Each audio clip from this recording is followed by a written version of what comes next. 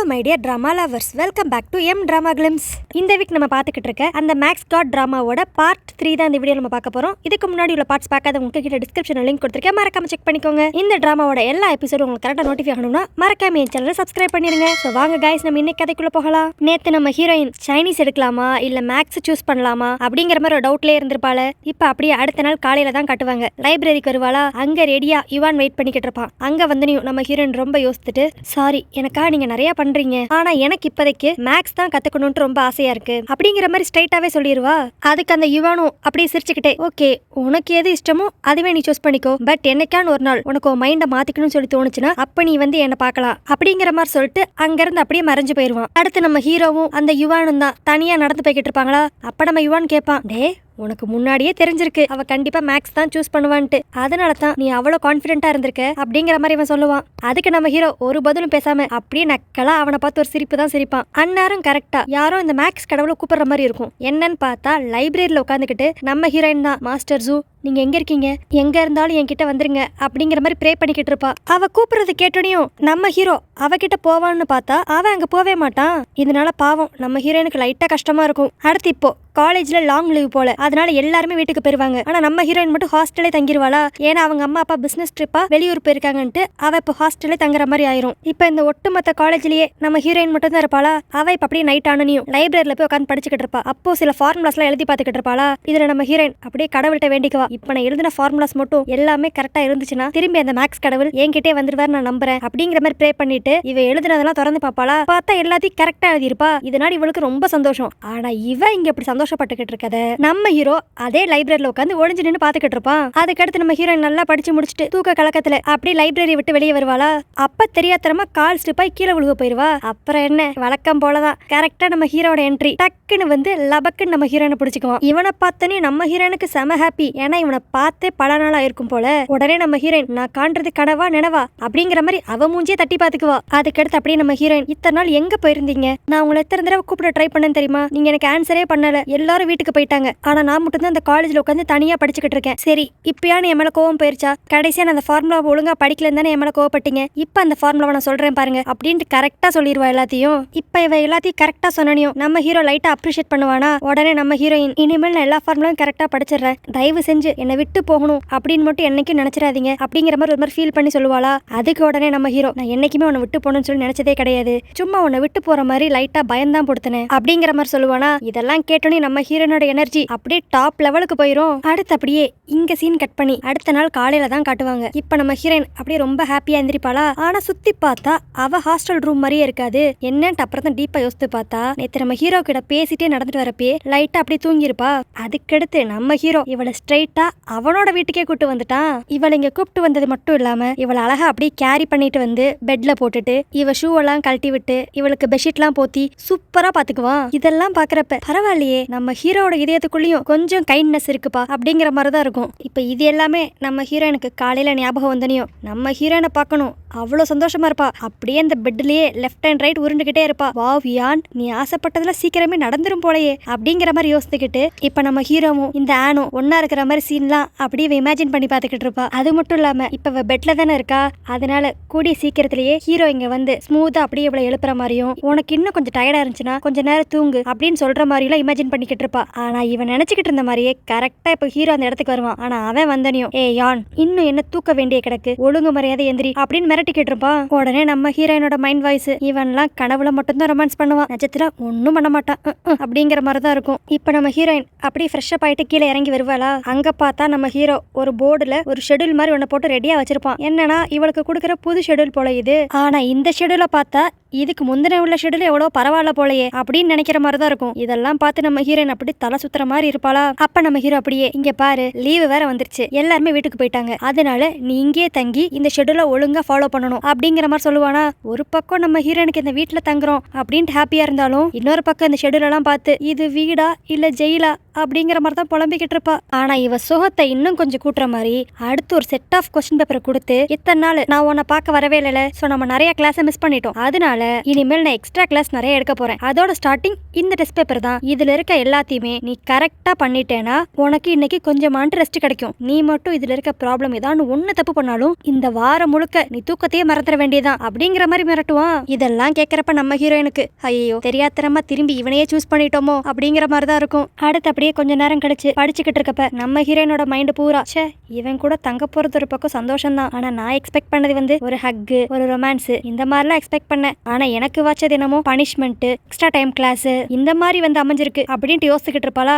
ஆனா இதையும் நம்ம ஹீரோ கரெக்டா நோட் பண்ணிடுவான். இங்க பாரு, தேவையில்லாம டைம் வேஸ்ட் பண்ணாத, நீ டைம் வேஸ்ட் பண்ண உனக்கு தான் எக்ஸ்ட்ரா கிளாஸ் நான் கொடுத்துக்கிட்டே இருப்பேன் அப்படின்ட்டு அவன் பங்குக்கு இன்னும் நம்ம ஹீரோயினை கஷ்டப்படுத்துவான். சரி நம்ம கொஞ்ச நேரம் ஒழுங்கா படிப்போம், இல்லனா அவன் உயிரை வாங்குவான் அப்படின்ட்டு நம்ம ஹீரோயின் படிக்க போவாளா. ஆனா அவளுக்கு ஏதோ மாதிரி இருக்கும். அப்புறம் தான் அவ யோசித்து பாப்பா, அவ இன்னும் காலையில சாப்பாடு சாப்பிட்டு இருக்க மாட்டா, அதுவும் இல்லாம இவ இப்ப ஹீரோ வீட்டுல தானே இருக்கா, அதனால அவன் தானே எதாவது ரெடி பண்ணி கொடுக்கணும். ஸோ அப்படியே இன்டைரக்டா மாஸ்டர் நீங்க தான் மறந்துட்டீங்களா அப்படின்ட்டு ஹிண்ட் எல்லாம் கொடுக்க ட்ரை பண்ணுவா. ஆனா அவன் நான் ரொம்ப யோசிச்சுட்டு இல்லையே நான் எதுவும் மறந்த மாதிரி எனக்கு தோணலையே அப்படிங்கிற மாதிரி சொல்லுவான். இருந்தாலும் நம்ம ஹீரோயின் நல்லா யோசித்து பாருங்க மாஸ்டர், நீங்க முக்கியமான விஷயம் தான் மறந்துருக்க போறீங்க அப்படிங்கிற மாதிரி சொல்லுவா. அதுக்கடுத்து இப்ப நம்ம ஹீரோ ஆமா ஒரு முக்கியமான விஷயத்த மறந்துட்டேன், நான் போய் எடுத்துட்டு வரேன் அப்படிங்கிற மாதிரி போவான். இந்த கேப்ல நம்ம ஹீரோயின் திரும்பி அப்படியே கனவு காண ஆரம்பிச்சிருவா. இப்ப அவன் அப்படியே ஒரு கேக் எடுத்துட்டு வந்து நம்ம முன்னாடி நின்று இந்தா இதை சாப்பிட்டுக்கிட்டே படி அப்படின்ட்டு நம்மளுக்கு ஊட்டி விடணுமா. எவ்வளவு சூப்பரா இருக்கும் அப்படின்ட்டு இமேஜின் பண்ணிக்கிட்டு இருப்பா. ஆனா இப்ப நம்ம ஹீரோ கரெக்டா அந்த இடத்துக்கு வந்து இன்னும் 2 கொஸ்டின் பேப்பரை தூக்கி போடுவான். இப்ப நீ பண்ணிக்கிட்டு இருக்க கொஸ்டின் பேப்பரை முடிச்சிட்டேன்னா அடுத்து இதை எடுத்து பண்ணு அப்படிங்கிற மாதிரி சொல்லுவான். நம்ம ஹீரோயின் பாவம் பசி மயக்கத்துல வேற இருப்பாளா. அப்புறம் என்ன செமையா கடுப்பாயிருவா. அவ்வளவுதானா, நல்லா யோசித்து பாரு, வேற எதுவுமே இல்லையா, டைமை கூட செக் பண்ணி பாரு உனக்கு புரியும் அப்படிங்கிற மாதிரி இன்னொரு ஹிண்ட் கொடுப்பா. நம்ம ஹீரோ அப்படி டைமை செக் பண்ணி பார்ப்பான். டைமுக்கு என்ன மணி 1 தானே ஆகுது அப்படிங்கிற மாதிரி சொல்லுவான். பாவம் நம்ம ஹீரோயின் 1 மணி வரைக்கும் இன்னும் பிரேக்ஃபாஸ்ட் கூட சாப்பிடாம உட்காந்துருக்கா. அதுக்கடுத்து நம்ம ஹீரோயின் பொறுத்தது போதுன்ட்டு வெக்கத்தை விட்டே கேட்டுருவா. யோ எனக்கு பசிக்குதியா, நான் காலைல சாப்பாடே சாப்பிடல அப்படிங்கிற மாதிரி சொல்லுவாளா. இதை கேட்டோன்னே நம்ம ஹீரோ ஓ ஆமால நீ ஒரு மனுஷியோ உனக்கு பசிக்குமோ அப்படிங்கிற மாதிரி அலட்சியமா கேட்பான். நம்ம ஹீரோயின் இப்ப அப்படியே கடுப்பாயி எங்கடா அந்த வீட்டு கிச்சனு ஏதான் சாப்பிட வச்சிருப்பான்ல போய் எடுத்து சாப்பிடுவோம் அப்படின்ட்டு வேகமா கிச்சனுக்குள்ள போவா. ஆனா அங்க போய் பார்த்தா ஒரு பாத்திரமோ இல்ல ஒரு கிராசரி ஐட்டம்ஸோ எதுவுமே இருக்காது. எல்லா இடத்துலயும் பண்டலா புக்ஸ் மட்டும் தான் இருக்கும். சரி ஃப்ரிட்ஜுக்குள்ளேயான்ட்டு ஏதாவது இருக்கான்னு பாப்போம்ட்டு ஃப்ரிட்ஜை திறந்து பார்த்தா அங்கேயும் பழங்காலத்து மேக்ஸ் தியரம் புக்ஸ்லாம் இருக்கும். அப்புறம் என்ன இதெல்லாம் பார்த்தோன்னே நம்ம ஹீரோயின் ஐயோ இதுக்கு மேல என்னால முடியாது அப்படின்ட்டு ரொம்ப சோர்ந்து போயிருவா. அப்புறம் நல்ல வேலையா அதுக்கடுத்து 2 பேரும் சூப்பர் மார்க்கெட்டுக்கு போவாங்க. இப்ப உள்ள என்டர் ஆகிறப்பே நம்ம ஹீரோயின் ஒரு கப்பிள்ஸ் தான் பாப்பாங்களா. அவங்க 2 பேரும் அப்படியே ஒன்னா பேஸ்கெட்டை தூக்கிட்டு போவாங்க. இதை பார்த்துட்டு நம்ம ஹீரோயினும் வேகமா ஓடி போய் பேஸ்கெட் எடுத்துட்டு இதுல நம்ம பொருளா வாங்கி போட்ட கிடத்து பேஸ்கெட் செம வெயிட் ஆயிரும், அதனால நம்ம 2 பேரும் சேர்ந்து இதை தூக்கிட்டு போவோமா அப்படிங்கிற மாதிரி கியூட்டா கேட்பா. ஆனா நம்ம ஹீரோ கிட்ட அதெல்லாம் செல்லுபடி ஆகுமா. அவன் அப்படியே எனக்கு இதுக்கெல்லாம் டைம் இல்ல நீயே தூக்கிட்டு வா அப்படின்ட்டு வேகமா முன்னாடி போயிருவான். இப்ப ஃபர்ஸ்ட் போனோனையும் நம்ம ஹீரோயின் ஒரு பேன் தான் வாங்கலாம்னு சொல்லி நினைப்பாளா. அதுல நிறைய பிராண்ட் இருக்கும், அதுல ஒரு பிராண்ட்ல மட்டும் பர்டிகுலர் ஆஃபர் போட்டிருப்பாங்க. நம்ம ஹீரோயின் வேகமா போய் இதை நம்ம எடுக்கலாம், இதை எடுத்தா நமக்கு லாபம் அப்படிங்கிற மாதிரி சொல்லுவா. ஆனா நம்ம ஹீரோ அப்படியே அந்த பேனை நல்லா ஸ்கேன் பண்ணி பார்த்துட்டு இதுல 2 கோட்டிங் தான் இருக்கு, சோ இந்த ஒரு கோட்டிங் செய்யறதுக்கு இந்த மாதிரி குறிப்பிட்ட அமௌண்ட் தான் செலவு பண்ணிருப்பாங்க. சோ இதுவே 2 கோட்டிங்க்கு நம்ம போட்டு பார்த்தோம்னா கிட்டத்தட்ட இதுக்கு ஒரு 1000 ரூபா தான் செலவு பண்ணிருப்பாங்க. அது போக அந்த சுத்தி இருக்கிற டெக்கரேஷன் கைப்பிடி இது எல்லாம் பார்த்தாலுமே இது ஒரு 1500 ரூபா தான் வரும். ஆனா இவங்க போட்டிருக்க ரேட்டை பார்த்தியா 2500 ரூபான்னு போட்டிருக்காங்க. சோ நீ இதை எடுக்காத, அதுக்கு பதிலா இங்க வெயிட்டா இருக்கு பாரு இந்த பேனை எடு, இதுல இவங்க 3 கோட்டிங் கொடுத்திருக்காங்க, பிளஸ் ஹேண்டிலும் நல்லா ஸ்ட்ராங்கா இருக்கு. சோ இதை இவங்க செய்யறதுக்கான விலையே கிட்டத்தட்ட 2000 தான் இருக்கும். அதோட ஜஸ்ட் ஒரு 200 மட்டும் தான் போட்டு இவங்க நம்மளுக்கு இதை சேல்ஸ் பண்றாங்க. சோ என்ன கேட்டா இதுதான் ஒரு பெஸ்ட் ஆப்ஷனா இருக்கும் அப்படிங்கிற மாதிரி நம்ம ஹீரோ அங்கேயும் வந்து அவனோட மேக்ஸோட திறமையா தான் நம்ம ஹீரோயினுக்கு காட்டிக்கிட்டு இருப்பான். அதுக்கடுத்து என்ன நம்ம ஹீரோயின் என்னென்னலாம் வாங்கணும்னு சொன்னாலோ அந்த ஐட்டம்ல இவனே எல்லாத்தையும் ஸ்கேன் பண்ணி எது பெஸ்ட் பிராண்டோ அதை அவன் வாட்டுக்கு அப்படியே கேஷுவலா எடுத்து கூடையில போட்டுட்டு போய்கிட்டே இருப்பான். அதுக்கடுத்து அந்த பாஸ்கெட்டே ஃபுல்லா நிறைஞ்சிரும். நம்ம ஹீரோயினா ஐயோ மாஸ்டர் இதுக்கு மேல என்னால தூக்க முடியாது, கொஞ்சம் ஹெல்ப் பண்ணுங்களேன் அப்படிங்கிற மாதிரி கேட்பா. உடனே இப்ப நம்ம ஹீரோ அதிசயமா சரி அதை கீழே வை அப்படிங்கிற மாதிரி சொல்லுவானா. நம்ம ஹீரோயின் வழக்கம் போலதான் அப்படியே ட்ரீமிங் வேர்ல்டுக்கு போயிருவாங்க. வாவ் இப்ப அவன் தான் அந்த பாஸ்கெட்டை தூக்கிட்டு வர போறான் போல. அதை தூக்கிட்டு போறப்ப அப்படியே கியூட்டா நம்ம கையை பிடிச்சி நம்மளையும் கூட்டு போவான் அப்படிங்கிற மாதிரி இமேஜின் பண்ணிக்கிட்டு இருப்பா. ஆனா நம்ம ஹீரோ அப்படியா செய்வான். அவன் இப்ப அப்படியே ஒரு பெரிய ட்ராலி எடுத்துட்டு வந்துட்டு இந்தா இதுல தூக்கி இப்ப வச்சு தள்ளிட்டு வா கை வலிக்காது அப்படின்ட்டு சொல்லிட்டு எப்பயும் போலதான் வேகமா முன்னாடி நடந்து போயிருவான். இதுல இருந்து நம்ம ஹீரோயின் முடிவு பண்ணிருவாங்க இனிமேல் என்ன ஆனாலும் நம்ம எதையும் இமேஜின் மட்டும் பண்ணியே பார்க்க கூடாது, நம்ம எதெல்லாம் இமேஜின் பண்றோமோ அதுக்கு அப்படியே நேர்மாறா தான் நடந்துக்கிறான் அப்படிங்கிற மாதிரி புலம்பிக்கிட்டு இப்ப நம்ம ஹீரோ ஃபாலோ பண்ணிட்டு போய்கிட்டு இருப்பா. அடுத்து இப்ப எல்லாத்தையும் பில் போட்டுட்டு நம்ம ஹீரோயின் 2 கேரி பேக் நிறைய அப்படியே வெயிட்டா தூக்கிட்டு வந்துகிட்டு இருப்பாளா. இப்ப நம்ம ஹீரோ சடனா நின்னு நம்ம ஹீரோயின் கிட்ட கொஞ்சம் க்ளோஸா வருவான். இப்ப நல்லா க்ளோஸா வந்தவன் டக்குன்னு நம்ம ஹீரோயின் கையில இருந்து கவரை வாங்கிடுவான். நம்ம ஹீரோயினுக்கே ஷாக் ஆயிரும், இது நம்ம ஹீரோ தானா அப்படிங்கிற மாதிரி. இதுல அவ ரொம்ப வெக்க வேற படுவாளா. உடனே இந்த சீனை புரிஞ்சுக்கிட்ட நம்ம ஹீரோ, நீ வாட்டுக்கு தப்பா எதுவும் புரிஞ்சுக்காத, நீ இவ்வளவு வெயிட்ட தூக்கிட்டு வரனால மெதுவா நடக்கிற, நீ மெதுவா நடந்தா நம்ம போட்டிருக்க ஷெட்யூல் பாதிக்கப்படும், அப்புறம் திரும்பி நானும் தூங்காம உன் கூட எக்ஸ்ட்ரா கிளாஸ்ல இருக்கணும், அதனாலதான் நான் தூக்கிட்டு போறேன் அப்படிங்கிற மாதிரி சொல்லிட்டு தூக்கிட்டு போயிருவான். ஆனா இவன் என்ன வேணாலும் சொல்லிக்கிட்டோம், இப்ப லைட்டா நம்ம ஹீரோட கையை நம்ம ஹீரோயின் மேல பட்டுருச்சுல, இந்த சந்தோஷமே எனக்கு போதும் அப்படிங்கிற மாதிரி நம்ம ஹீரோயின் ரொம்ப வெக்கப்பட்டு அப்படி சிரிச்சுக்கிட்டு இருப்பா. அடுத்து இப்ப இவங்க 2 பேரும் வீட்டை நோக்கி தான் நடந்து வந்துகிட்டு இருப்பாங்களா. அங்க வழியில ஒரு பாட்டி ஸ்ட்ராபெரிஸ் நிறைய வித்துக்கிட்டு இருப்பாங்க. இப்ப நம்ம ஹீரோயின் அப்படியே அவங்க கிட்ட போய் உட்காந்து, இந்த ஸ்ட்ராபெரிஸ்லாம் எவ்வளவு, நான் வாங்கிக்கிறேன் அப்படிங்கிற மாதிரி கேட்பாளா.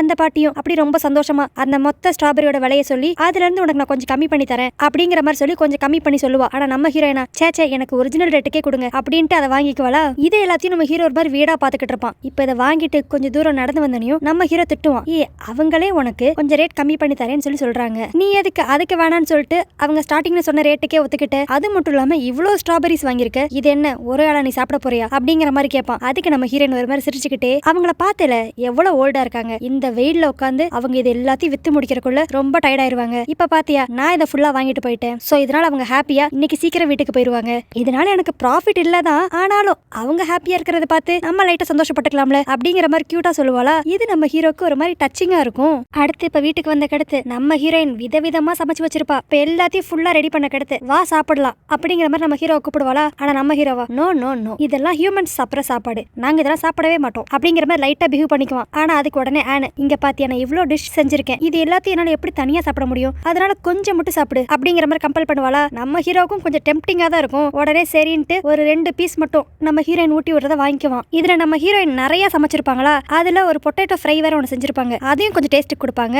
அது நம்ம ஹீரோக்கு ரொம்ப பிடிச்சு போயிடும், அதை மூஞ்ச பார்த்தாவே தெரியும், அதை அவன் அப்படியே ரசிச்சு சாப்பிட்டுக்கிட்டு இருப்பான். அதுக்கடுத்து சாப்பிட மாட்டேன்னு சொன்ன நம்ம ஹீரோ நல்லா வெளுத்து கட்டிக்கிட்டு இருப்பா. இப்ப 2 பேரும் வயிறு நிறைய நல்ல நிம்மதியா சாப்பிட்டு முடிச்சிருவாங்களா. அடுத்து நம்ம ஹீரோயின் அந்த பிளேட்டெல்லாம் எடுத்துட்டு போய் நான் வாஷ் பண்ணி வைக்கிறேன் அப்படிங்கிற மாதிரி எந்திரிப்பா. அதுக்கு உடனே நம்ம ஹீரோ, போதும் போதும் நீ ஏற்கனவே நிறைய டைம் வேஸ்ட் பண்ணிட்ட, நீ போய் படிக்கிற வேலையை பாரு, நான் இதெல்லாம் வாஷ் பண்ணிக்கிறேன் அப்படிங்கிற மாதிரி அந்த பிளேட்டெல்லாம் வாங்கிட்டு போயிருவான். அப்ப நம்ம ஹீரோயின் அவ போட்டிருந்த ஆப்பரான கழட்டி நம்ம ஹீரோக்கு கொடுப்பாளா. ஆனா நம்ம ஹீரோ வேண்டாம்னு சொல்லி லைட்டா தடுப்பான். இருந்தாலும் நம்ம ஹீரோயின் அதெல்லாம் இருக்கட்டும், இது போட்டுக்கிட்டாதான் உன் ட்ரெஸ் பாழாகாது அப்படின்ட்டு வேமா வந்து கொடுக்க வருவாளா. லைட்டா ஸ்லிப் ஆகி இப்ப அப்படியே நம்ம ஹீரோ மேல போய் விழுந்துருவா. இப்படி ஒரு சீன் நடந்தனையும் நம்ம ஹீரோயினுக்கு அப்படி உள்ளுக்குள்ள, வாவ் கஷ்டப்பட்டு சமைச்சதுக்கு ஏதோ சில நல்ல விஷயங்கள் நடந்திருக்கு அப்படிங்கிற மாதிரி தான் யோசிச்சுக்கிட்டு இருப்பா. ஆனா அப்பயும் நம்ம ஹீரோ அன்ரொமான்டிக்கா, போதும் எவ்வளவு நேரம் தான் என் கழுத்திலே தொங்கிக்கிட்டு இருப்ப, கொஞ்சம் எந்திரிக்கிறியா அப்படிங்கிற மாதிரி வழக்கம் போல மொக்க பண்ணுவானா. அப்புறம் என்ன, நம்ம ஹீரோயின் லைட்டா அசிங்கப்பட்டாலும் இவனை ஹக் பண்ணும் அப்படிங்கிற வெக்கத்தோடயே அங்க இருந்து அப்படி சிரிச்சுட்டே ஓடிடுவா. அடுத்து இப்ப நம்ம ஹீரோயின் உட்காந்து படிக்க ஆரம்பிச்சிருவா. ரொம்ப நேரம் ஆயும் நம்ம ஹீரோ வந்திருக்கவே மாட்டானா.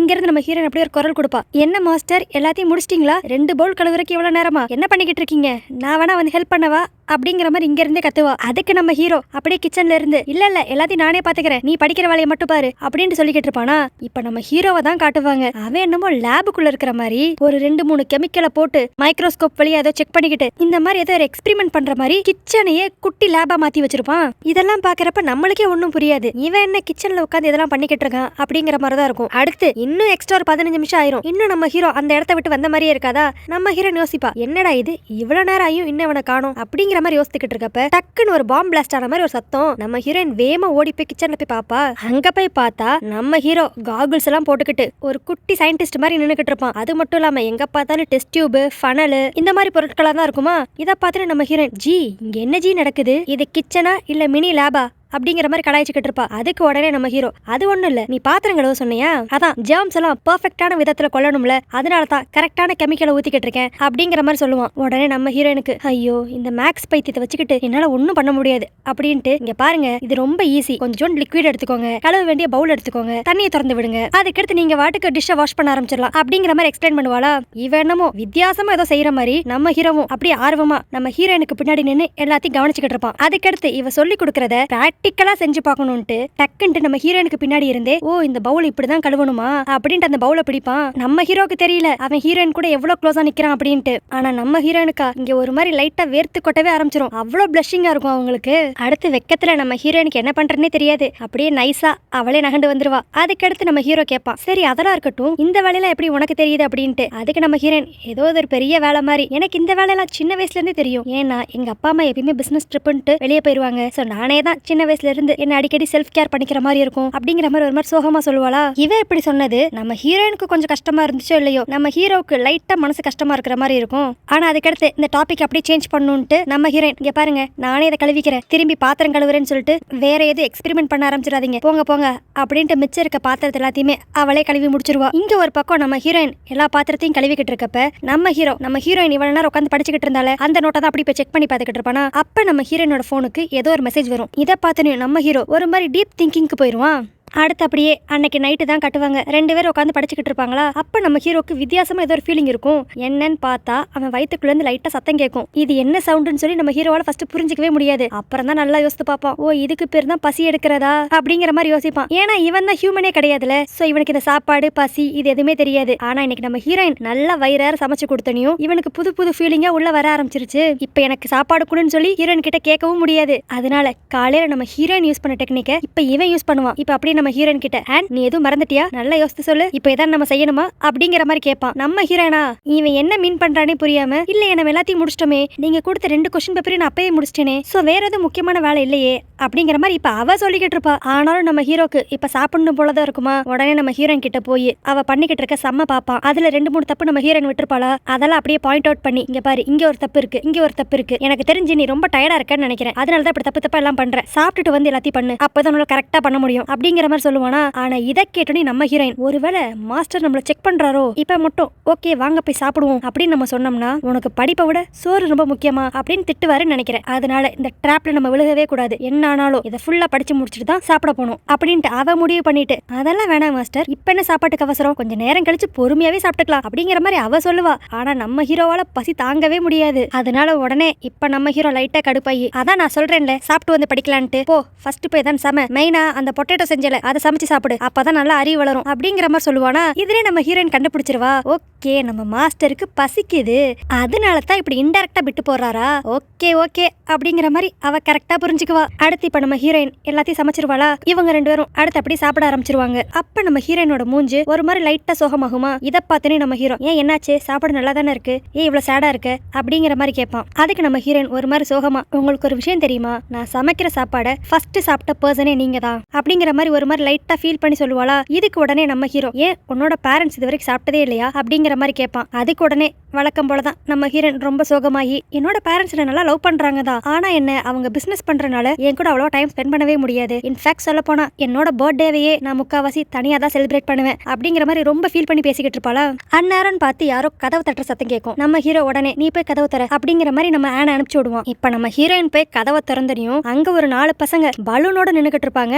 என்னன்னா இதுல ஒருத்தன் பிசிக்ஸ் கடவுள், இன்னொருத்தன் பயாலஜி கடவுள், இந்த மாதிரி மொத்தம் 4 சப்ஜெக்டோட கடவுள் வந்திருப்பாங்களா. அது மட்டும் இல்லாம இவங்க எல்லாரோட கையிலயும் பலூன் வேற இருக்கும். நம்ம ஹீரோனுக்கு ஒண்ணுமே புரியாது, இவங்க ஏன் இந்நேரத்துக்கு பலூனோட இங்க வந்திருக்காங்க அப்படிங்கிற மாதிரி தான் யோசிச்சுக்கிட்டு இருப்பா. அப்ப கரெக்டா அந்த இடத்துக்கு நம்ம ஹீரோ வந்து, இன்னைக்கு உன்னோட பர்த்டேல மறந்துட்டியா அப்படிங்கிற மாதிரி கேட்பா. என்னன்னா இன்னைக்கு இவ பர்த்டேன்ட்டு தான் இவளுக்கு ஒரு நோட்டிபிகேஷன் போன்ல வந்திருக்கும். அதைத்தான் நம்ம ஹீரோ கொஞ்ச நேரத்துக்கு முன்னாடி பார்த்து ஒரு மாதிரி டீப் திங்கிங்க்கு போயிருப்பான். இப்ப இவங்க இங்க இந்த பர்த்டேவை செலிப்ரேட் பண்ணலான்னு பாக்குறப்ப கரெக்டா நம்ம சைனீஸ் கடவுளும் வந்துருவான். அவன் வந்து, நான் இல்லாம பார்ட்டியா, நீ எனக்கு கூப்பிடலனா கூட என்ன, நான் ஆட்டோமேட்டிக்கா வந்துருவேன், ஏன்னா ஆன் எனக்கும் ஃப்ரெண்டு தான் அப்படிங்கிற மாதிரி சொல்லி அவனும் இந்த பார்ட்டில சேர்ந்துக்குவான். அதுக்கடுத்து என்ன, இப்ப பர்த்டே பார்ட்டி ஸ்டார்ட் ஆயிரும். எல்லாரும் கேக்குக்கு நடுவுல நின்று ஹாப்பியா நம்ம ஹீரோயினுக்காக ஹாப்பி பர்த்டே சாங் பாடிக்கிட்டு இருப்பாங்க. ஆனா நம்ம ஹீரோ மட்டும், எனக்கும் இந்த விஷயத்துக்கும் சம்பந்தமே இல்லப்பா அப்படிங்கிற மாதிரி ஓரமா போய் உட்காந்துருப்பான். ஆனா இது எல்லாத்தையும் அரேஞ்ச் பண்ணதும் அவன் தான். இதுலயே நம்ம தெரிஞ்சுக்கலாம் நம்ம ஹீரோ எதையுமே ஃபுல்லா எக்ஸ்பிரஸ் பண்ணவே மாட்டான் அப்படின்ட்டு. அடுத்து இப்ப கேக்கெல்லாம் கட் பண்ணி முடிச்சுக்கடுத்து நம்ம ஹீரோ தனியா வந்து நம்ம ஹீரோயின் கிட்ட ஒரு கிஃப்ட் கொடுப்பான். இதை பார்த்து நம்ம ஹீரோனுக்கு ரொம்ப சந்தோஷமாயிரும். அப்படி வேகமா அந்த கிஃப்ட் ஓபன் பண்ணி பாப்பாளா.